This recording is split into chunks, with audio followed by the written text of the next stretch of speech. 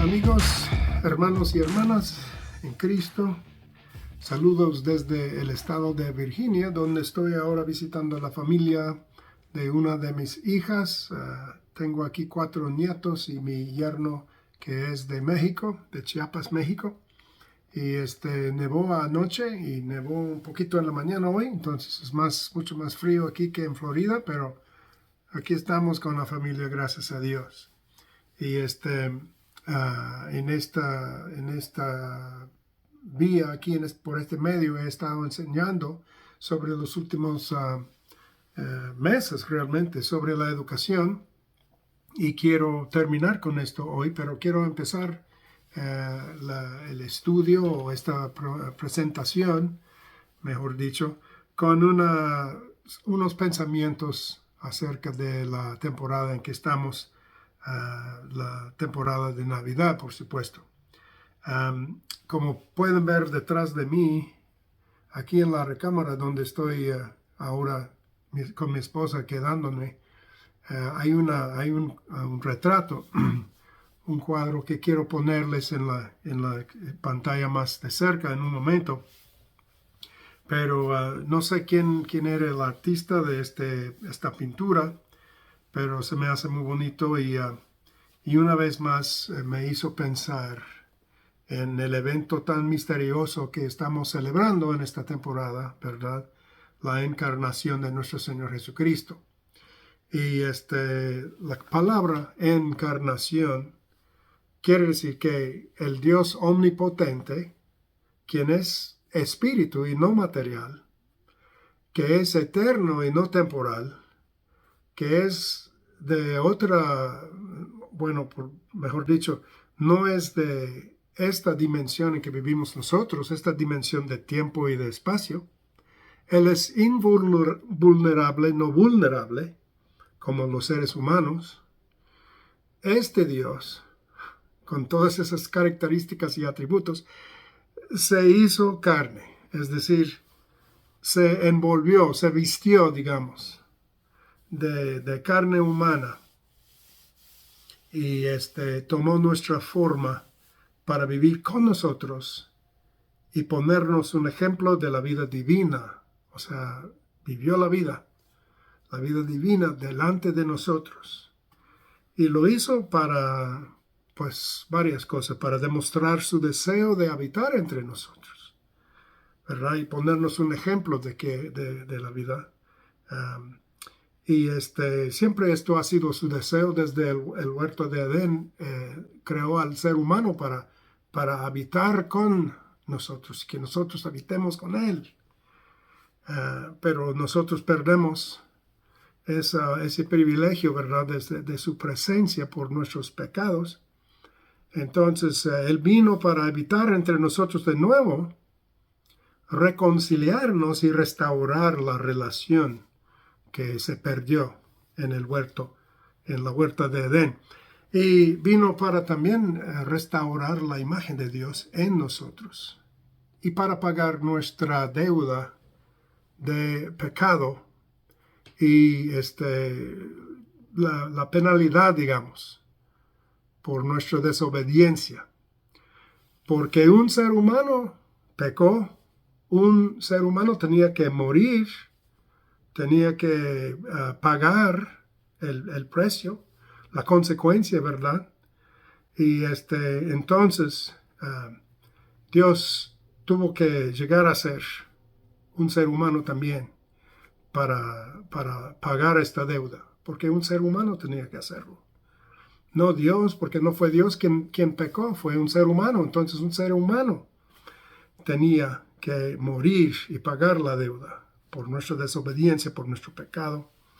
Y entonces por eso Jesús tomó nuestra forma y vino a morir en nuestro lugar. Me gusta mucho lo que dice Hebreos 2:14 y enseguida dice: por tanto, puesto que los hijos han participado de carne y sangre, de igual manera Él participó también de lo mismo, para destruir por medio de la muerte al que tenía el dominio sobre la muerte, que este es el diablo, y para librar a los que por el temor de la muerte estaban toda la vida condenados a esclavitud, porque ciertamente Él no tomó para sí a los ángeles, sino a la descendencia de Abraham.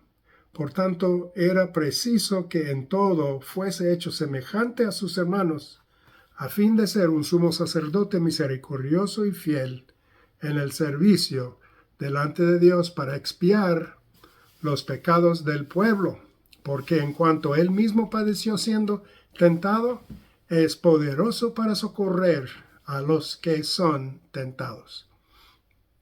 Y luego, entonces en el retrato se ve que él nació, ¿verdad? Como un ser humano, como un bebé inocente.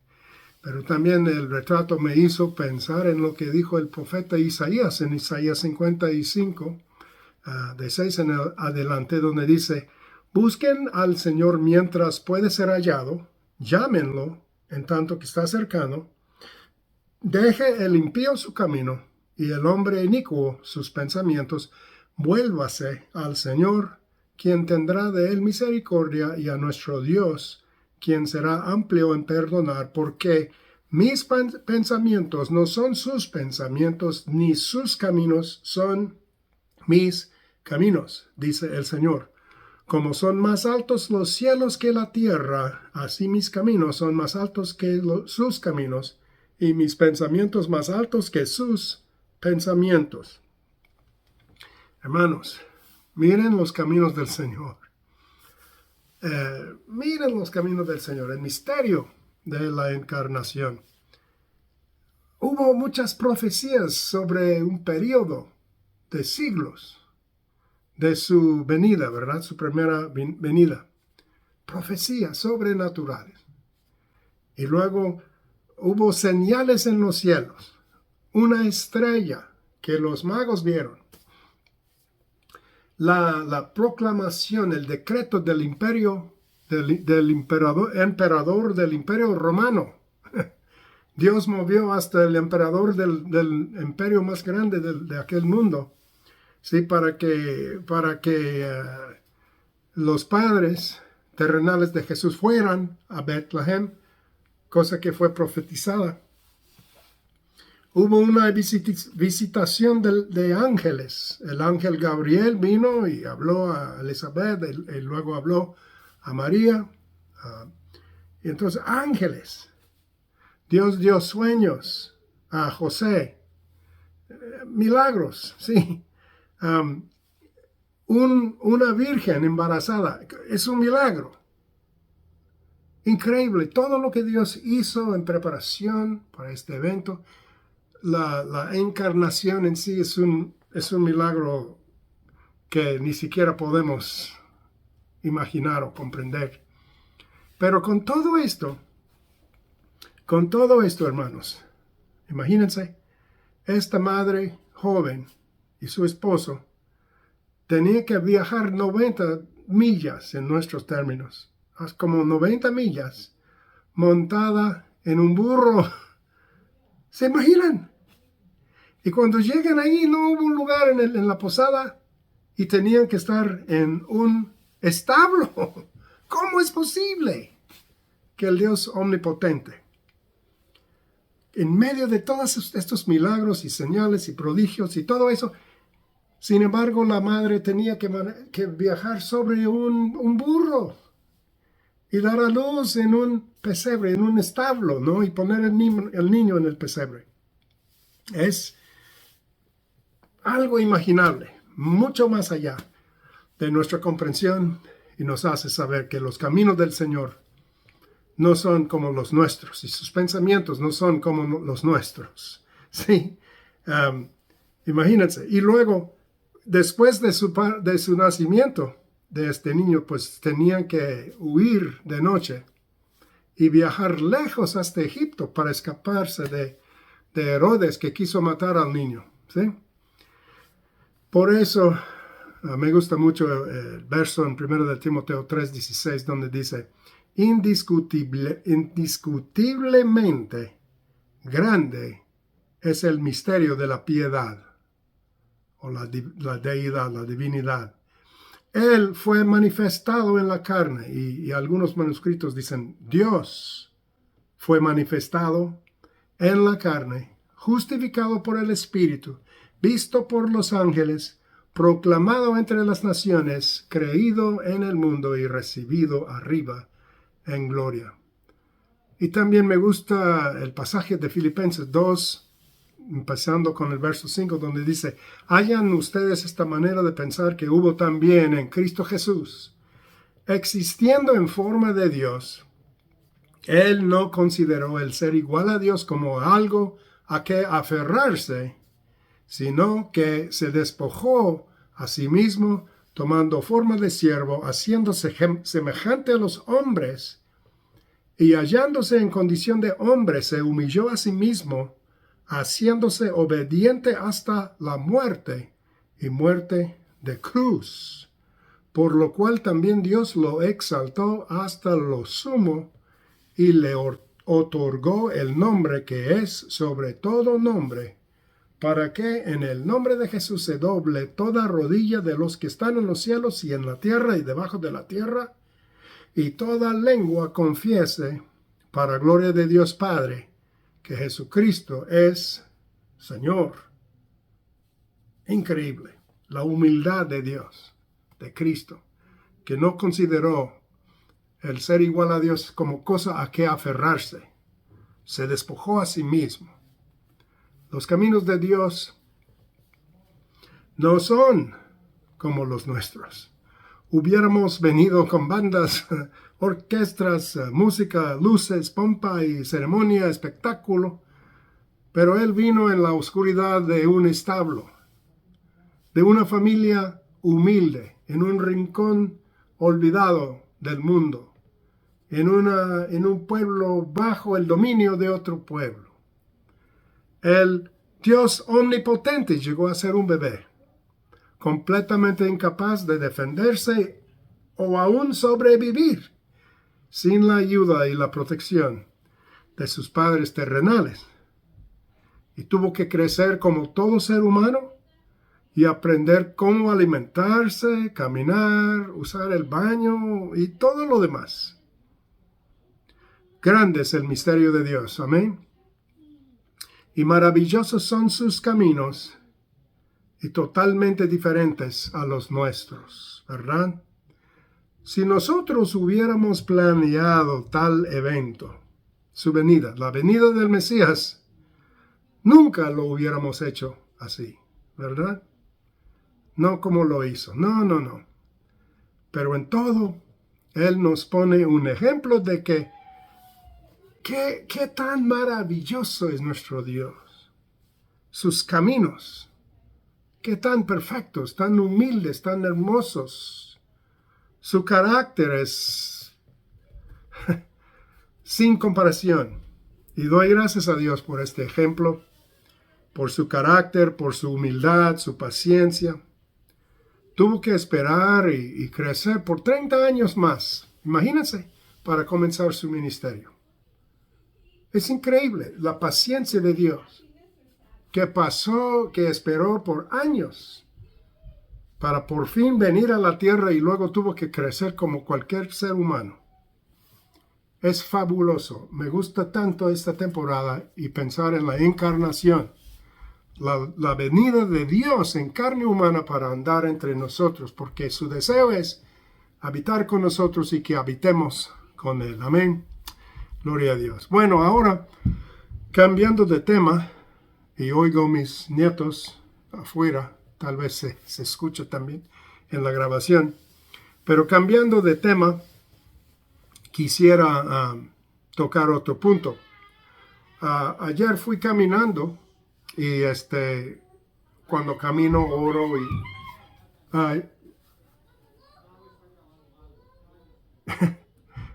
los nietos. Bueno, cuando camino oro y pienso y reflexiono y etcétera, medito. Y pues a veces se me llegan cosas que quiero saber cómo se dice en español. Y estuve caminando y no sé por qué, pero se me ocurrió la idea de, como dices, cuando uno dice a su hijo, no mires fijamente a otra persona. Tuve que buscarlo en el traductor en mi teléfono. ¿Cómo se dice en español? En inglés se dice don't stare. Pero el traductor dice mirar fijamente a otras personas. Y para estar seguro de que el traductor lo estaba haciendo bien, como yo quisiera, como yo quería, tuve que poner una frase, porque no es suficiente solo meter la palabra, tienes que poner toda la frase para ver si lo tienes bien. Entonces puse la frase, no es polite en inglés.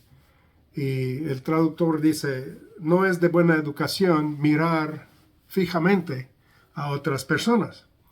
Entonces, eso me llamó la atención y quise compartirlo con ustedes, porque ustedes hablan español y pues para ustedes la palabra tiene este sentido. No es de buena educación mirar fijamente a los demás. Pero en inglés no se usa la palabra educación allí. En inglés se dice polite. O sea, se trata de modales. No tienes buenos modales si miras fijamente a otras personas, ¿sí? Pero me llamó la atención que en español la palabra es educación. ¿Por qué? Porque, bueno, como he estado diciendo, la educación en su sentido bíblico, en su sentido en que estamos tratando de expresar aquí en estas enseñanzas, la educación debe incluir no solamente la información en la mente, sino la transformación del carácter, la formación del carácter, ¿sí? No es solo información, sino formación.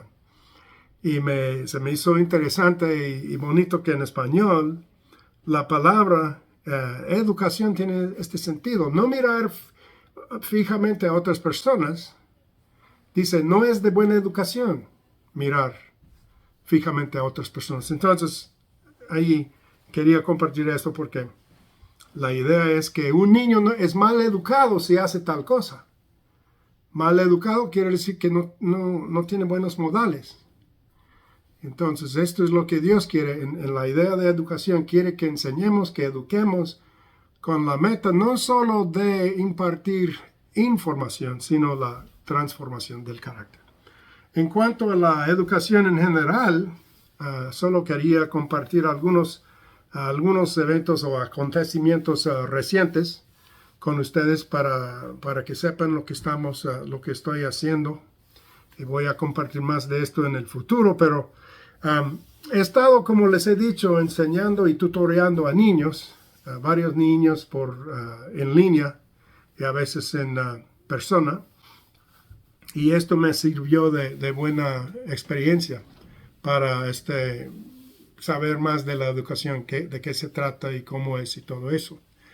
Pero he decidido renunciar todo eso y dejar de hacer todo esto ahora, desde hoy en adelante, porque me invitaron a hacer otra cosa y he decidido dedicarme de tiempo completo a otra cosa, al avance de la tercera revolución educativa. Y ahora estoy involucrado en la preparación de 2 libros. El primero será un libro titulado La Iglesia Victoriosa, el árbol de vida cuyas hojas son para la sanidad de las naciones. Interesante título, ¿no? La Iglesia Victoriosa, y luego dice por subtítulo, el árbol de vida cuyas hojas son para la sanidad de las naciones. Y la idea de este libro es que voy a ayudar al doctor Vishal Mangalwadi, que he mencionado varias veces en mis videos aquí. Él me ha pedido que le ayude a compilar o juntar, ¿verdad?, varias de sus enseñanzas sobre los años que ha dado en libros y en forma verbal, diferentes videos, etc. Y también las enseñanzas de otras personas que demuestran ambos, o de 2 maneras, bíblicamente, pero también de muchos ejemplos de la historia, cómo la iglesia fue llamado por Cristo para hacer ese árbol de la vida para la sanidad de las naciones. Es tal vez un pensamiento que no se le ha ocurrido antes. Usted nunca ha pensado tal cosa, porque siempre pensamos que este árbol es algo que el Señor planta pues en la Nueva Jerusalén, ¿verdad? Pero el concepto que el hermano Vishal Manguwade comparte en sus enseñanzas, y es cosa que yo también he enseñado en el pasado, es que en realidad debemos tener otro concepto en la mente, porque en la Biblia vemos varios ejemplos de esta idea. Voy a compartir algunos textos, ¿no? Por ejemplo, sabemos que el Señor es la fuente de agua viva, ¿verdad? Que en San Juan 4 dijo a la mujer samaritana, si vinieras a mí y bebieras el agua que yo te daría, pues entonces esa agua sería en ti una fuente que salte para vida eterna, ¿sí? La idea de que tienes que beber de Cristo, Él es la fuente de agua viva, pero una vez que bebes, ¿qué pasa? Pues el Señor vive en nosotros y entonces ese río de agua, esa fuente de agua, la tenemos por dentro, ¿no? Porque Cristo vive en nosotros. Y luego, pocos capítulos después, en capítulo 7 de San Juan, dice que si alguien tiene sed, que venga a mí, que beba, y de su interior correrán ríos de agua viva. La misma idea. El río fluye del Señor, pero también de nosotros, sus discípulos, su iglesia. Y esto también es la idea que encontramos en Ezequiel. En Ezequiel él habla de un templo, una visión que el Señor le dio de un templo, y de ese templo fluía un río. Cosa que, hablando naturalmente, sería muy peligroso. Arruinaría el edificio. No se puede tener un edificio donde hay un río. Pero entendemos que es algo espiritual, es una visión para compartir o transmitir la idea de que el río de agua viva fluye de Dios y de su templo. Y pues en Apocalipsis tenemos el río de agua viva que fluye a través de la ciudad de Dios. Pues, ¿qué es esa ciudad? ¿Qué es ese templo? En aquellos tiempos, pues había un templo físico en Jerusalén. Pero ahora entendemos que ese templo somos nosotros, ¿verdad? Somos el templo de Dios. Corintios nos dice, en la epístola a los Corintios, Pablo dice que somos el templo. Como individuos y también corporalmente somos ese templo. Y de nuestro interior correrán ríos, ¿sí? Entonces ese río es para limpiar y sanar a las naciones. Y el árbol de la vida también lo es, ¿sí? También Jesús dijo en Juan que Él era la luz del mundo. Todo el mundo sabe que Cristo es la luz del mundo, ¿verdad? Sin embargo, Cristo mismo también dijo en Mateo, ustedes son la luz del mundo, hablándoles a sus discípulos, ustedes son la luz del mundo. Qué curioso, Jesús es la luz, pero nosotros somos la luz. Sí, la iglesia es como la luz de la luna, que realmente es la reflexión de la luz del sol, ¿no? La fuente de la luz es el sol, pero se refleja en la luna, entonces la luna brilla y nosotros somos como esa luna, porque la luz del Señor brilla de nosotros y debe brillar, y la gente puede ver la luz del Señor. Somos la luz del mundo, igual que Jesús. También hay un verso en Isaías 42:6, donde dice que Isaías habló y dijo que el siervo sufriente del Señor, hablando de Jesús, el Mesías, es el siervo sufriente, ¿no? Que ese siervo iba a ser dado como la luz para las naciones. Isaías 42:6. ¿Ah? Pero curiosamente el apóstol Pablo cita ese mismo versículo en los Hechos 13:47 y dice que el Señor nos ha puesto como la luz para las naciones. Qué interesante. Entonces, la idea es que lo que Jesús es y era, nos ha hecho a nosotros ahora porque somos su cuerpo. Somos la ciudad santa de Dios, porque la Biblia dice que somos la novia del Señor. Y cuando Juan en Apocalipsis vuelve para ver la novia, ¿qué ve? La ciudad de la Nueva Jerusalén, bajando desde el cielo. Somos la ciudad de Dios, el pueblo de Dios, la habitación de Dios, el templo de Dios, la novia de Dios. Somos todas esas cosas, ¿sí? Y entonces, tal vez suena como blasfemia la primera vez que usted escucha, pero de hecho no lo es, porque el Señor mismo dice estas cosas. Entonces el libro, la idea de este libro que vamos a compilar y vamos a poner muy pronto, es eso, que la iglesia debe de entender su función y debe de tomar su responsabilidad. También sabemos que Jesús andaba sanando a los enfermos, predicando el evangelio, las buenas nuevas, ¿verdad? Pero ahora nos ha dado a nosotros la gran comisión de ir por todo el mundo y hacer discípulos y predicar el evangelio y sanar enfermos, echar fuera demonios, etc. Nos ha dado a nosotros esa tarea. Amén. Entonces es muy, muy valioso esto, muy importante para nosotros. Tenemos que entender quiénes somos en Cristo, cuál es nuestro llamamiento, cuál es nuestra función como iglesia, cuál es nuestro rol. Y debemos estar ocupados en esto, lo que Dios nos ha comisionado a hacer, hasta la segunda venida del Señor. El segundo libro que vamos a compilar será el segundo, la versión número 2 o volumen número 2 de la tercera revolución educativa, el libro que he mencionado, que me inició en esta jornada que estoy ahora.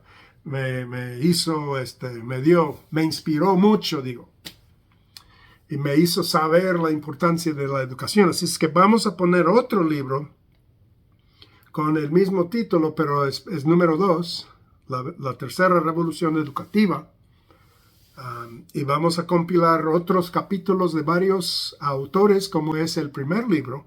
Gente de diferentes partes del mundo, de África, de Asia, de Latinoamérica, de Estados Unidos también, de Canadá, que vamos a hablar de el llamado de Dios para la iglesia de educar al mundo. Qué tan importante es la educación, cómo la educación basada en la Biblia puede cambiar, transformar al mundo, y cómo hemos perdido nuestro enfoque, hemos estado engañados y dejado este llamamiento que Dios nos ha dado.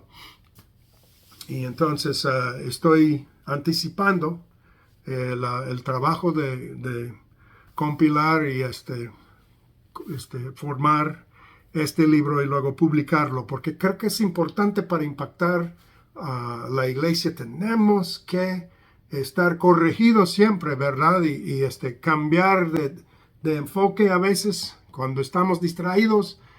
Dios nos habla otra vez para ponernos en línea, como los profetas siempre hablaban para corregir al pueblo de Dios. Y esto es la función de este libro, de los dos, la verdad. Y esto me lleva a otro punto. La semana pasada estuve en una llamada Zoom con el director de un programa en Corea. Y estos coreanos son muy celosos para el Señor, de Corea del Sur. Y la visión que tienen se llama 1 millón no sé cómo traducir la visión, pero su visión de ellos es de tener 1,000,000 de escuelas basadas en iglesias. Imagínense, 1,000,000, no 1,000, no 100, sino 1,000,000. Y hay un millonario también coreano que está detrás de este esfuerzo, que quiere financiar, quiere ayudar a los que van a estar involucrados. Y esta llamada me fue muy inspirador al oír a este hermano compartir la idea, la visión, y que ya están trabajando en 5 diferentes países, entre ellos México y Perú. Pero también están en la India, están en China, están en Indonesia. Entonces ya están trabajando y tienen esta visión de equipar a iglesias para tener escuelas. Porque hay lugares en el mundo donde ni siquiera tienen escuelas públicas. No es como Estados Unidos, donde tenemos la escuela pública. Muchos países les hace falta, no tienen ni siquiera una escuela para sus hijos. Y la idea es que si los cristianos podemos llegar y enseñar, pues podemos ganar una generación nueva, ¿sí?, a través de la educación, ¿verdad? Y sus familias también. Y entonces en esta llamada hubo también una señora que conocí hace tiempo, que es directora de un programa. Ella está basada en Idaho, el estado de Idaho, pero enseña a gente que quiere ser maestras en estas escuelas. Las llaman microescuelas, porque se puede formar una escuela con solo 3 estudiantes. Entonces se puede poner una escuela en una iglesia usando el templo, las facilidades del templo, el edificio, el internet, la electricidad, todo eso, pero para enseñar a niños y para tener una escuela. Es algo maravilloso, hermanos, la idea. Incluso yo conocí, cuando tomé la escuela de educación desde Chile, conocí a algunos hermanos que me dicen que su visión para ellos es plantar escuelas, y en estas escuelas, con el tiempo, el transcurso de todo lo de la escuela, ganar a comunidades a través de la escuela. Todo lo contrario de lo que hemos aprendido aquí, que aquí se dice, pues vamos a plantar una iglesia con la idea de que algún día tal vez tendremos una escuela. Pero en Chile ya han plantado como 6 escuelas, y luego si tratas con los niños, pues los padres vendrán. Tienen que hablar con sus maestros de la escuela, los eventos de la escuela, qué están aprendiendo, qué necesitan, cuáles son los problemas, etc. Y a través de todo esto se ganan los padres y hermanos, hermanas, familias, ¿verdad?, para la iglesia. Entonces se planta la escuela para educar, pero también como método para alcanzar a la comunidad. ¿Se imaginan? Para la bendición de la comunidad.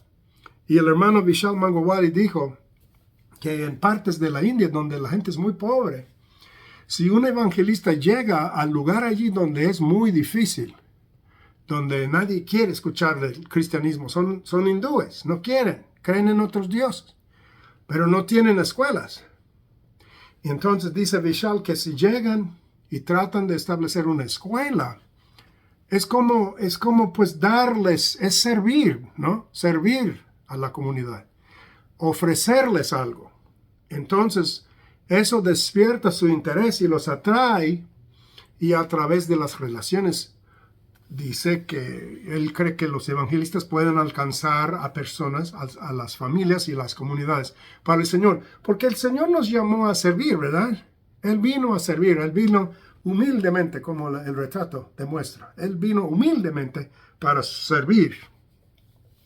Y entonces, ¿qué estrategia? Levantar escuelas para servir y educar a los niños para que puedan tener un mejor futuro. Es maravilloso, hermanos, y estoy muy entusiasmado al aprender de todo esto y poder estar involucrado, aunque sea un poquito. Y termino con un punto más, porque veo que mi tiempo se acaba. ¿Ha usted escuchado alguna vez de Juan Amos Comenio? Juan Amos Comenio, o en inglés John Amos Comenius. Probablemente, es probable que no, ¿verdad? Que no ha escuchado de él. Pero qué lástima. ¿Sabe por qué? Porque este hombre fue fenomenal. Y de hecho se conoce como el padre de la educación, o al menos la educación moderna. El padre de la educación, Juan Amos Comenio. Y deben buscarlo en Google. Pueden leer más yo no tengo tiempo para compartir todo de su vida, pero es inspirador su vida. Él vivió en lo que se llama hoy la República Checa, en el siglo XVI y principios de XVII, y era cristiano, pero también promotor de la educación para todos. Y lo que me llamó la atención de él al estudiar un poco de su vida fue que él tenía la misma visión que nosotros en la tercera revolución educativa tenemos. De hecho, probablemente captamos la visión de él. Pero Juan Amos Comenio tenía la visión de que con la educación podemos cambiar, transformar al mundo. La educación educa, o sea, conduce a una persona de las tinieblas a la luz, de la ignorancia al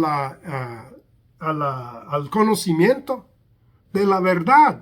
Y la iglesia es pilar y fundación de la verdad. Jesús vino para testificar de la verdad. Tenemos que enseñar, educar a la gente con la verdad de Dios.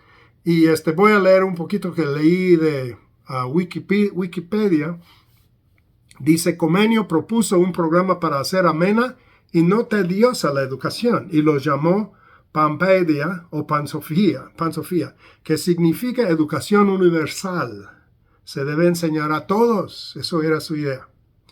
Decía que a los niños se les debe enseñar gradualmente, enlazando de manera natural los conceptos elementales con los conceptos más complejos.